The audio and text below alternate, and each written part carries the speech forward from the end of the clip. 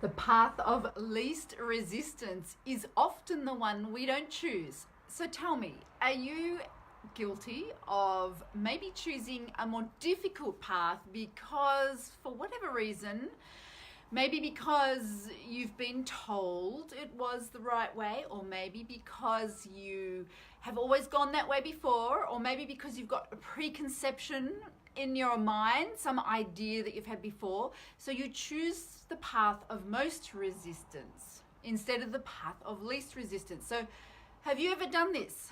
Does this sound like something that you are kind of, occasionally, maybe without even realizing it, guilty of doing? Yes, I know it is definitely something that until I started becoming aware of it, it was certainly often what I would choose, the path of most resistance instead of the path of least resistance, which seems crazy, but we do it anyway. So, hi, I'm Kylie Ansett. I am the Alignment Whisperer, and I help you get into alignment with your inner wisdom, that part of you that knows which is the path of least resistance and which knows which is the path of most resistance and actually is guiding you all along. So you can live a life of purpose, which I think, for the people who I surround myself with, this is probably the most important thing. And I'm coming to you from beautiful Sydney, Australia, and this is your daily dose of alignment. Okay, so path of least resistance. What is this all about? Surely we would choose what is easy, not is what would be hard. Like, why would we make a choice of something that is more resistant? Well, I've been thinking about this, and what I have come up with, and tell me if you agree, tell me if this resonates with you, because for sure, hey there, for sure, we have this preconception of how things should be. Now, often this comes from our, it comes from our childhood, maybe it comes from what we've been taught, maybe it comes from the way that we have, set out in our mind, it should go this way and then this way and this way. So I was, recently there was someone who was talking about manifesting a very specific thing. She wanted this car and she knew what color it was going to be and she knew what make and model and all the rest of it. And like, I can understand why it's kind of cool to have these really specific concepts of what we want, but here's the thing, this is where it becomes the path of most resistance. When you desire for a thing to come into your existence, there has to be a certain letting go of how that thing is going to manifest, because that part is not down to you. Now, of course, we set up the circumstance and we make the field fertile, shall we say? Plow the field, right? So we make the ground receptive, but the growing of and then we put the seeds in, which is kind of like, I want this car and it has to be, I want this make and model and color of car. This was the example. This is what got me thinking about this. So we put that seed out, but then the growing of the seed is where we actually don't have any part to play. And if we start interfering with that part, for example, if you get really hooked up on like, this must be the way, this must be the pathway that I'm meant to take, this must be the way to manifest this certain goal, you often find yourself going down the path of most resistance. Now, and I was talking about this to my son the other day. From his perception, he thinks that the path of least resistance should be the fastest. And that's the thing is, it's sometimes not like that. Sometimes the path of least resistance is one that's a little bit windy, it's a little bit bendy, it doesn't necessarily go, like I said, preconceptions is our enemy when it comes to thinking we know how it's supposed to unfold to get us to where we want to be. So here is the trick, and it's a really simple way of knowing if you are on the path or off the path. basically whenever you are making a decision to go in a certain direction or another, to say a certain thing or not, to do a certain thing or go a certain way, the trick is to get into alignment and then tune in to see whether this feels like a good thing or a bad thing, or a positive thing or a negative thing, or even more subtle than that, a satisfying thing or a less satisfying thing. Like, it's that subtle, it's that kind of nuanced. You'd really just at that place of looking at, does this, sorry, camera's shaking, does this feel like it is a satisfying decision? Not, mind you, not the end of the decision, not the final outcome, right? But just where you are right now. Does this decision feel right or not? Now, remember, I said get into alignment first, because if you do this from a place of being out of alignment, then 100% the decision you make will not be the path of least resistance. So let me give you an example. Say eating food, all right? Like, should I eat this or not?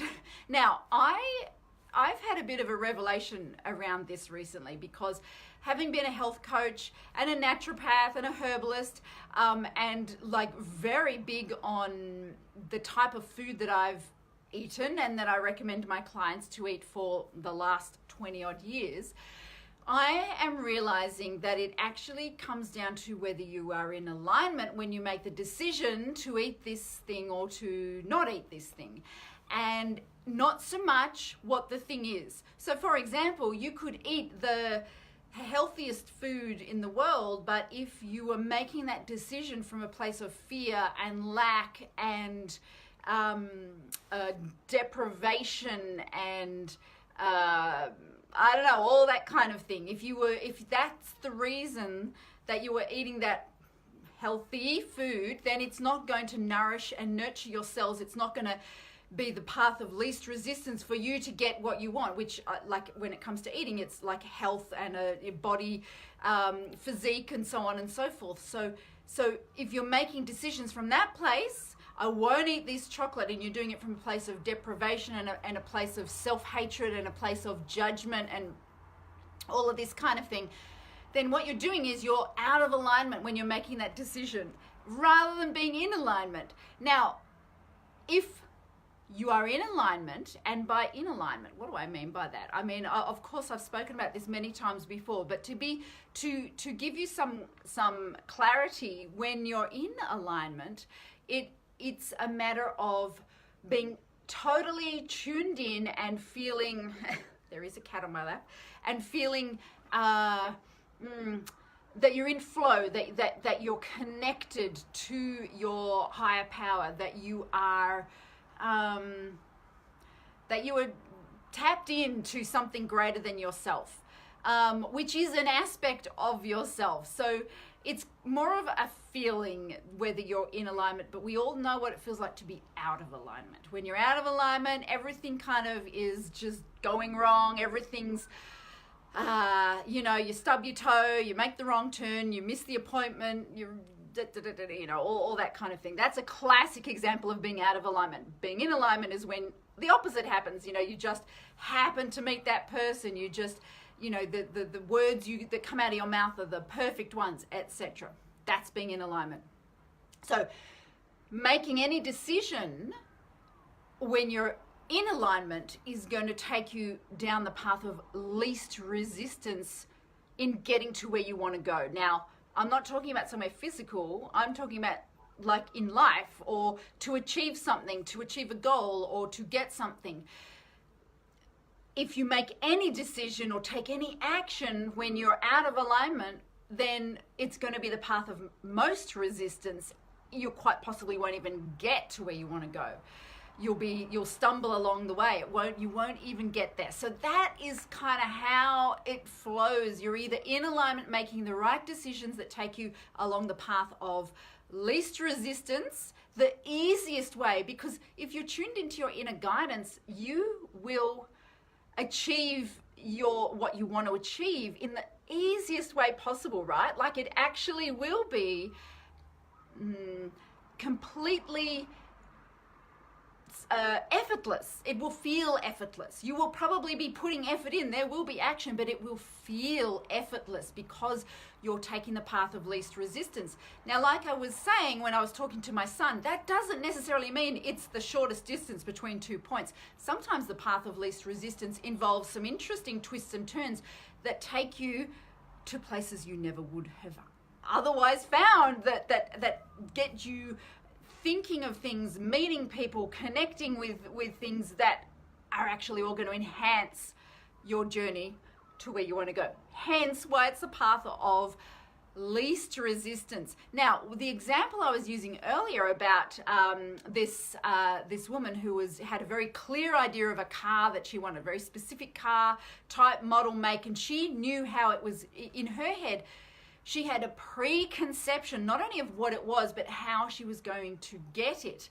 And often that blocks you from being in the path of least resistance and blocking the possibilities that take you to actually achieve that goal, that car or whatever it is. So when you have preconceptions, instead of, it's like you've planted the seeds and then you're standing over them and digging them up every 5 minutes and going, where are you? Where's my plant? Where's my plant? Well, you know what happens to a seed that keeps getting dug up every 5 minutes? Like, it's not going to sprout. It's never going to actually turn into what you want it to. So there is an aspect of bringing things into being that requires you to do nothing and to be not passive, but to step back and allow it to happen and allow that path of least resistance to unfold before you. Because when we're trying to control every aspect, when we are not coming from a place of alignment, we're not allowing that path of least resistance to unfold. So that is my message to you today. Path of least resistance. Think about it. Think about where in your life you might be showing up in a way that is the path of most resistance. How are you blocking yourself? How are you able to know when you are on that path? Like, do you know? Do you actually know when you're on that path or not? Like, are you aware of it when you are in alignment or out of alignment? And if you are, then fantastic, because that is step one to getting yourself on that path of least resistance. And we all want to be on the path of least resistance because that's the one that's effortless, that's joyful, that takes us in the not the quickest or shortest distance to what we want, but the way that is going to unfold in the most spectacular and delicious and joyful way possible. So path of least resistance, that's what I'm offering for you here. Thank you so much for joining me. Thanks for playing in the alignment sandpit with me, and I will look forward to giving you some more alignment tips very, very soon. Okay, bye.